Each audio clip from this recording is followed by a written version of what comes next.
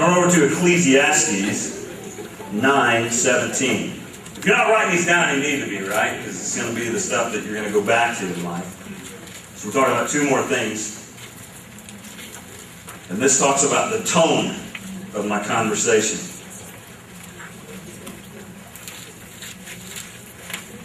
Of course, everything in the Bible is worth being memorized and studied, but these are things that I've memorized these. I think about them often.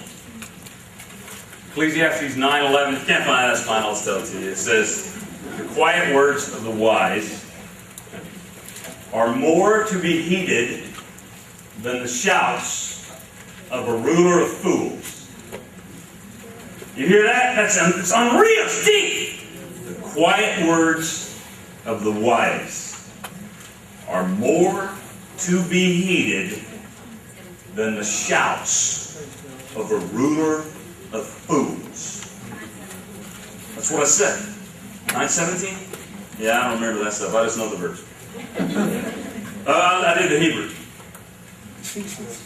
That would be a funny joke if you were like a seminary joke, like the Star Trek guy. They would all laugh because in the Hebrew Bible, the verses are noted a little differently, and the little propeller heads would be like, nah, that was cool. He said the Hebrew joke. This is unreal, the quiet words. So, see, it talks about the volume. Now, we get this with our little kids, right? I don't look at Riley and go, I love you! You know, freaks her out. But, golly, I think back to my old, I promised I wouldn't use football illustrations. This is a story, it's technically not an illustration. But I remember my old football coach, Mr. Rook.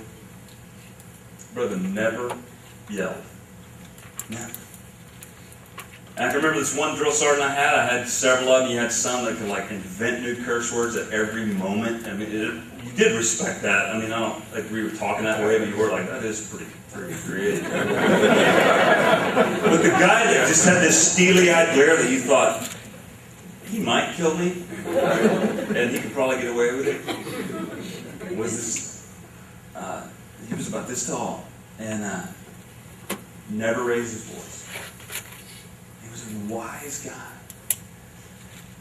And I'm telling you, in your own family, if you are driving along here in your family life, 10 and 2, and you have to yell, you already lost. You already have at least one wheel in the ditch. And I've done it with my kids. For the most part, I don't. I mean, I tried it because I try to remind myself, wait, there's 6, 4, and 2. I'm technically supposed to be smart. But you know, that heat of the moment, and I go, whoa. If I'm doing this right, then as I'm driving my family, that the tone, the volume of my conversations need not be loud. Have you ever had a good screaming conversation? This hasn't happened, right? This never happened. It's like when I ask people, I'm not against, drinking in moderation, but I'm like, have you ever made a good decision when you were drunk? This didn't happen. Like I got married. No. You've never had a good conversation when you're yelling. You're already in the ditch. So don't take away from this. Justin said don't yell, and we're going to go back, and I'm going to make some little promise. I'm not going to yell at you anymore, honey. It's not going to work. It'll work till you get in traffic or whatever, right? But that's not going to work. The only way it'll change is you start saying, I want to gladly submit my life to Christ who never yells at me. Wow. I want to submit my life to Him. And you know what? The content of what He has to say to me is always good. The timing, because you've opened your Bible right when it's as though He was speaking to me. The timing is always there. And the volume, He never yells at me. So you go, I want to gladly submit my life to Christ. And then you can begin to sort of rein in that volume. And I'm telling you right, it's crapola if you're telling me like, well, I just use a command voice. Right.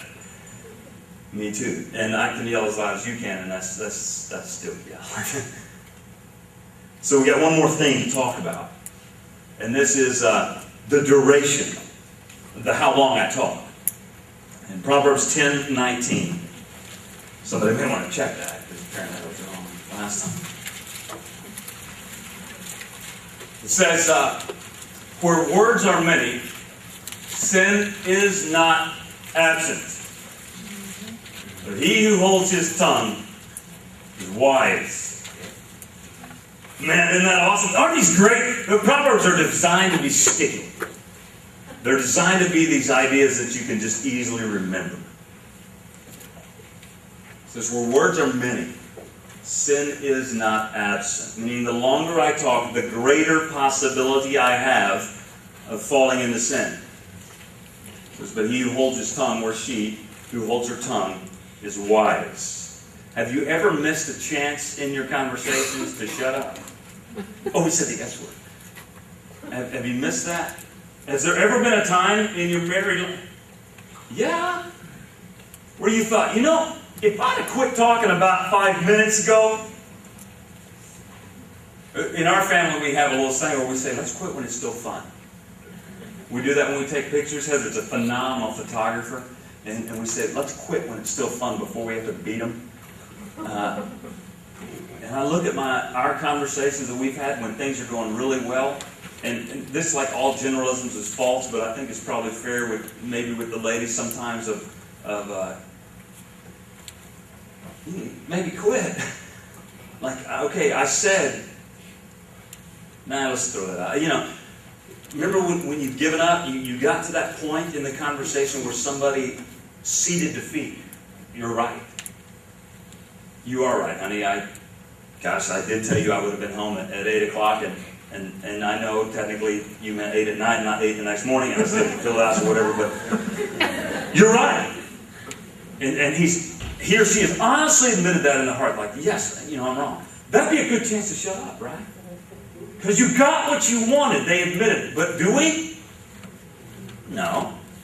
Like, now I'm going to pile on, right? Now you get, like, it's on now. I'm going to show you what an idiot you really are. And so we allow no one the opportunity to retreat with dignity.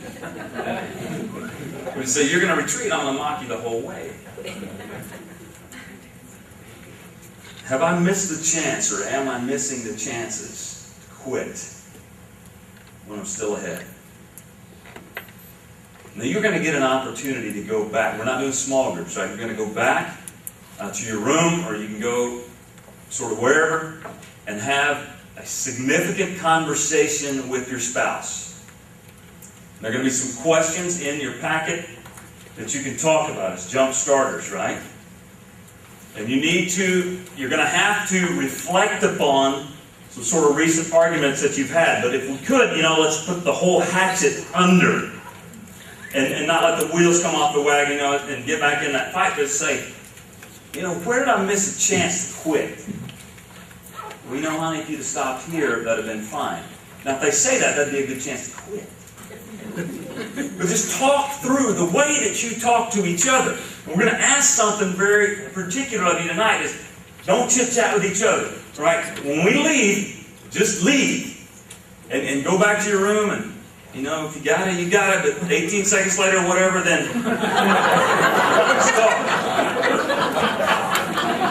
It's nerves. Having a chance to talk. And then I want, though, at the end of this little conversation, guys, like, yes. At the end of this, I want you to both, if this is where the Lord is leading you, and